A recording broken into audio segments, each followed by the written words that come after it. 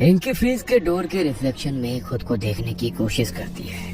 तभी उसे अपने पीछे किसी की इमेज फ्रीज के डोर में नजर आती है। घबराकर वो पीछे मुड़कर देखती है, लेकिन उसे अपने पीछे कोई नजर नहीं आता। लेकिन दीवार पर खून से बनी एक स्माइल जरूर दिखाई देती है। रिंकी के मुंह से चीख निकलती है और वो दौड़कर अपने बेडरूम में पहुंच जाती है। रिंकी की सांसें उखड़ रही थी। अपनी सांसों को संभालते हुए वो जैसे ही दीवार की तरफ देखती है, उस दीवार में एक चेहरा उभरता हुआ उसे नजर आता है, जिसके होठों पर वही खौफनाक स्माइल थी। मेरा दिमाग खेल रहा है मेरे साथ। ये सब मेरा वहम है, कुछ नहीं है यहाँ। I think I need injection. Rinki बेचैन होकर अपनी इमरजेंसी किट ढूंढने लगती है। तभी उसे अपने पीछे अनुज इंजेक्शन हाथ में लिए खड़ा दिखाई देता है। उसे देखकर रिंकी चीखकर वहां से भागने लगती है। तभी भागते हुए उसके हाथ में कुछ देर पहले तक कुरियर से आई तस्वीर लग जाती है, जिसे हाथ में उठाकर वो अपने घर के बाहर भागती है और गाड़ी लेकर सड़कों पर यहाँ वहाँ दौड़ाने लगती है। अचानक उसे कुछ सूझता है और वो गाड़ी अनुज के घर की तरफ ले लेती है। आप अर्जुन की पत्नी हैं, कुछ बता सकती हैं वो अचानक ये सब कैसे करने लगा? अचानक नहीं, उसे काफी समय से मेंटल इश्यूज थे। उसकी आंखों के सामने उसके पापा की मौत हुई थी और तभी से उसे एंजाइटी और डिप्रेशन हो गया था। काफी ट्रीटमेंट कराया, तब जाकर वो ठीक हुआ, लेकिन फिर अचानक उसकी बीमारी बढ़ गई। एक्चुअली अर्जुन कॉलेज में प्रोफेसर थे।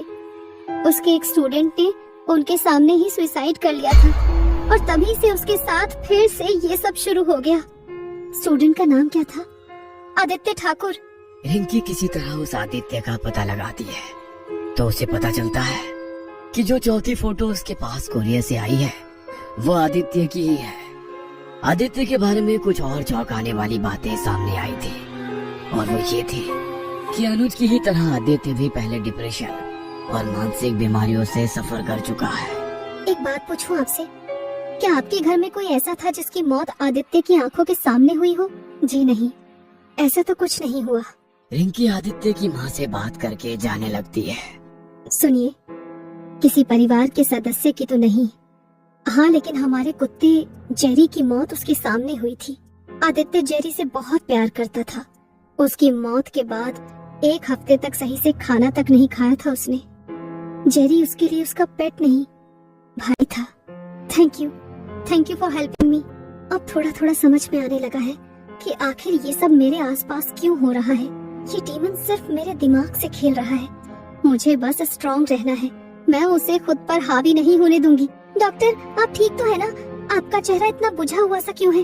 मैं ठीक हूँ, चलो विजिट पर चलते हैं। रिंकी एक एक करके मरीज के वार्ड में जाकर उनसे मिल रही थी, लेकिन आज उसे सारे मरीज उसकी तरफ देखकर वही खौफनाक मुस्कान लिए नजर आ रहे थे।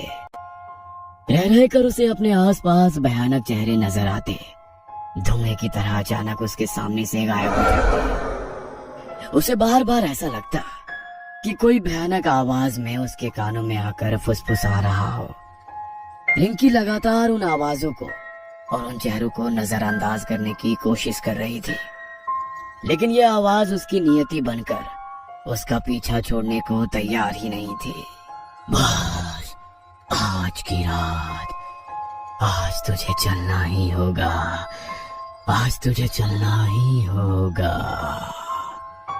रिंकी कानों में आती उन आवाजों से पीछा छुड़ाने के लिए हॉस्पिटल से निकलकर वापस अपने घर की ओर निकल जाती है।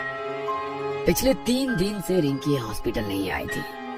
अस्पताल स्टाफ लगातार उसका फोन नंबर ट्राई कर रहा था, लेकिन उसके तरफ से कोई रिस्पॉन्स नहीं मिल रहा था। अंत में उसके कॉलीग पुलिस स्टेशन में फोन करते हैं और उसके फ्लैट पर जाकर ताला तोड़कर घर के अंदर घुस जाते हैं। अंदर का दृश्य बहुत ही भयानक था। रिंकी खून से लथपथ जमीन पर पड़ी हुई थी। पास ही में एक चाकू दिखाई दे रहा था। पूरा घर अंदर से अच्छी तरह लॉक था। उसके बाद भी उसके कमरे का सामान बुरी तरह तितर बितर नजर आ रहा था। कुछ ही दूरी पर टेबल पर रिंकी के हाथ से लिखा एक लेटर रखा हुआ था। इंस्पेक्टर वो लेटर उठाकर पढ़ना शुरू कर देता है। इस चैन में सारे वही लोग मारे गए हैं जिन्हें पहले से कोई न कोई मानसिक बीमारी रही है। हमारी कमजोरी का फायदा उठाकर हमारे कमजोर मन पर इस डीमन ने कब्जा कर लिया है। इतने बड़े हॉस्पिटल में अर्जुन ने मेरे सामने अपनी जान दी, क्योंकि सिर्फ मैं ही थी जिसके पास्ट में कुछ ऐसा हुआ था जिसने मेरे दिमाग पर गहरा असर किया था। उस समय अर्जुन के शरीर पर उस राक्षस ने कब्जा कर लिया था। वो खुद नहीं मरा, बल्कि उस डीमन ने उसे बेदर्दी से मार डाला, और उसके मरने के बाद अब ये कर्ज मुझ पर पहुंच गया है। वो बार बार मुझे आकर वार्निंग दे रहा है कि मेरे पास भी बहुत कम समय बचा हुआ है। अतीत में जो कुछ मैंने देखा उसके कारण मैं पहले ही मेंटली वीक हूँ। पिछले 2 दिन से जो कुछ भी मेरे साथ हो रहा है उस पर कोई यकीन नहीं करेगा, लेकिन सच यही है, आदित्य से ये कर्ज अर्जुन तक पहुँचा, और अब अर्जुन से मुझ तक। अब वो डीमन मेरे आसपास अपना शिकार ढूंढ रहा है। जैसे ही उसे कोई ऐसा आदमी मिला जिसने अपने किसी करीबी को मरते देखा हो, तो उसे मानसिक रूप से कमजोर इंसान के सामने ही वो डीमन मुझ पर हावी होगा और फिर मेरी जान ले लेगा, ताकि ये कर्ज फिर उस व्यक्ति पर शिफ्ट हो जाए। ये उस राक्षस की गंदी चाल है। इस तरह से तो ये चैन कभी नहीं टूटेगी। लोग एक एक करके मरते रहेंगे और इस डीमन की भूख ऐसे ही बढ़ती जाएगी। किसी को तो इसे रोकने के लिए कोशिश करनी ही पड़ेगी। मैंने बहुत सोचा और मुझे ये समझ में आया कि अंत में ये डीमन अपने शिकार को मारकर अपने साथ ले जाता है। अगर उसके मुझे मारने के पहले मैं खुद अपने आप को मार डालूं, तो शायद ये श्राप खत्म हो जाएगा। मेरा अंत निश्चित है। वो डीमन मुझे मारकर इस श्राप को आगे किसी और तक पहुंचाए, उससे पहले मैं लेटर बस इतना ही लिखा गया था। शायद इसके आगे कुछ लिख पाती। उससे पहले ही रिंकी का सामना अपनी मौत से हो चुका था।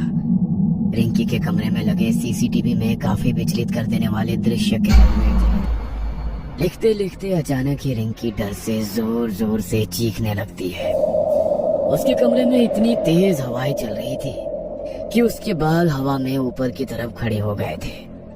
रिंकी के चेहरे पर खौफ साफ नजर आ रहा था। वह घबरा कर अपने चारों तरफ देख रहे थे कि तभी रिंकी पूरी ताकत लगाकर चीखती है और उसके बाद पागलों की तरह पूरे कमरे का सामान उठाकर इधर उधर फेंकने लगती है। उसके बाल हवा में थे। ऐसा लगता था किसी अदृश्य शक्ति ने उसे बालों से पकड़ रखा है और घसीटकर उसे कमरे से बाहर ले जा रही हो। अचानक ही रिंकी टेबल पर रखा चाकू उठाती है और उससे अपने हाथों को काट लेती है। रिंकी का शरीर निढाल होकर जमीन पर गिर चुका था। अंतिम बार रिंकी का चेहरा जब सीसीटीवी में देखा, तब वो डरावने तरीके से मुस्कुरा रही थी और उसके कुछ ही पलों में उसकी मौत हो गई थी। ये केस बहुत ही मिस्टीरियस है। क्या वाकई डॉक्टर रिंकी के ऊपर किसी डेमन का साया था, या फिर वो साइकेट्रिस्ट होकर खुद मानसिक बीमारी से जूझ रही थी? रिंकी की मौत अपने पीछे कई सारे सवाल छोड़ गई थी, लेकिन अब देखना ये था कि क्या वाकई श्राप का अंत हो चुका है या डेमन ने अपना अगला शिकार ढूंढ लिया है। ये कहानी आपको अच्छी लगी हो तो हमें सब्सक्राइब करें, हमारा इंस्टाग्राम और फेसबुक पेज जरूर फॉलो करें। और हाँ दोस्तों, सब्सक्राइब करना भूलना मत।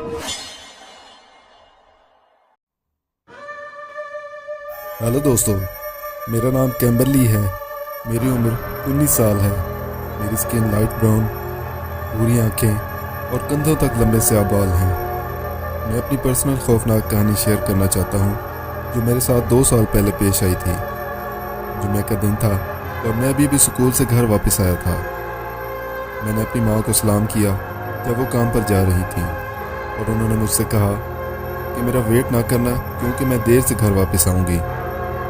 मेरे अब्बू ने हमें उस वक्त अकेला छोड़ दिया था जब मैं बच्चा था, और तब से यहाँ सिर्फ मेरी माँ और मैं ही रहते थे। मैंने अम्मी से कहा, ठीक है अम्मी आप जाइए, और वो चली गई।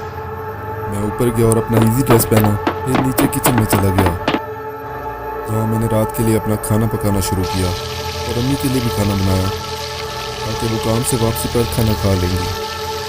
खाना पकाने के बाद मैंने थोड़ा सा काम किया और फिर शॉवर लिया। रात का खाना खाया, तमाम खिड़कियों और दरवाज़ों को चेक किया, ताकि मैं मेक श्योर कर सकूं कि उन सब को ताला लगा हुआ है या नहीं। जब मैं सफाई से फारिग हो गया तो मैं अपना लैपटॉप उठा के अपने कमरे में चला गया, क्योंकि मैं वो शोज़ देखना चाहता था जो मैंने इन दिनों मिस किए थे। मुझे शोज़ देखते हुए 3 घंटे बाद मैंने आवाज़ सुनी कि हमारा मेन दरवाज़ा खुला और बंद हुआ है। मैंने सोचा कि शायद मेरी अम्मी होंगी, इसलिए मैंने कुछ ख़ास तवज्जो नहीं दी और वापस अपने शोज़ पर फोकस किया।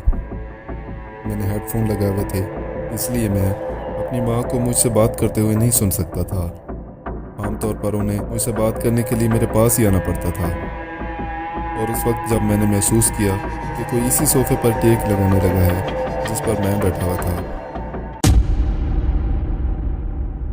जैसे ही मैंने आस्ते से अपना सर उठाया, मैंने देखा कि मेरी माँ मेरी तरफ बड़ी बड़ी आंखें खोले शिद्दत से मुझे घूर रही है।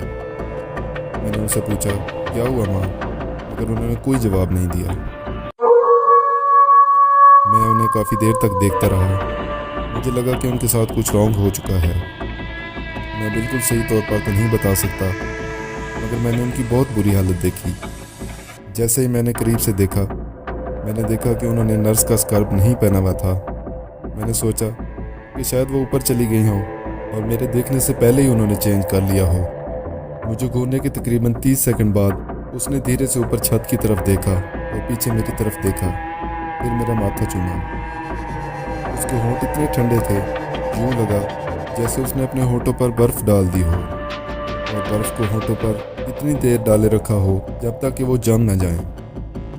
फिर वो किचन में चली गई और मैं जहाँ बैठा था वहाँ से उसे नहीं देख सकता था।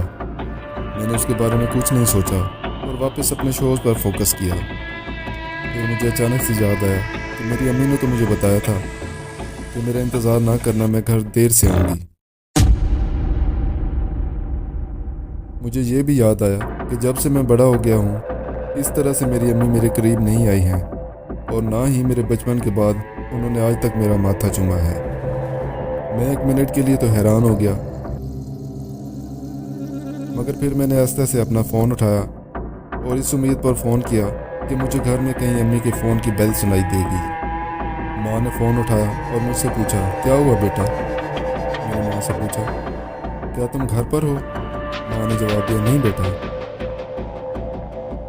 और मुझसे पूछा, तुम ठीक तो हो ना बेटा? मैंने माँ को बताया कि घर में कोई है। मैंने उन्हें ये नहीं बताया कि मैंने उसे देखा है या कोई चीज़ अपने होने का एहसास दिला रही है। लेकिन माँ ने मुझसे कहा, बेटा आप पड़ोसी के घर भाग जाओ, मैं पुलिस को फ़ोन करती हूँ। माँ ने पुलिस को कॉल करने के लिए मेरी कॉल ड्रॉप कर दी, तब मैं उठकर भागा। जब मैं बाहर जाने के लिए मेन दरवाजे पर था, मैंने पीछे हॉलवेज में देखा, वो अंधेरे में मौजूद वहीं खड़ी थी। मैं भागकर अपने पड़ोसी के पास गया और ज़ोर से नॉक किया। उसने दरवाज़ा खोला और मुझे अंदर जाने दिया। मैंने उसे बताया कि कोई हमारे घर में घुस आया है। पुलिस को कॉल करने के 5 मिनट के बाद ही मैंने पुलिस को आते हुए सुना। उस वक्त मैं अपने पड़ोसी के साथ बाहर था जब हमने पुलिस वालों को अपने घर में दाखिल होते देखा। तकरीबन 10 मिनट के बाद एक पुलिस वाला मेरे पास आया और कहा कि उन्हें घर में दाखिल होने वाले किसी भी शख्स का, किसी भी चीज़ का कोई सुराग नहीं मिला। मैं अपने पड़ोसी के घर देर तक इंतज़ार करता रहा जब तक कि मेरी माँ घर वापस नहीं आई। मेरे साथ इस दर्दनाक वाक़ये को 2 साल हो गए हैं, मगर हम 1 साल पहले ही वहाँ से चले गए थे और मैंने आज तक ये वाक़या किसी को नहीं बताया, यहाँ तक कि अपनी माँ को भी नहीं, कि मैंने उसकी शक्ल के भूत को देखा है। दोस्तों, आज की स्टोरी आपको कैसी लगी हमें कमेंट्स में बताइए और इसी तरह की वीडियोस देखने के लिए हमारे YouTube चैनल को सब्सक्राइब कर लीजिए। Thank you.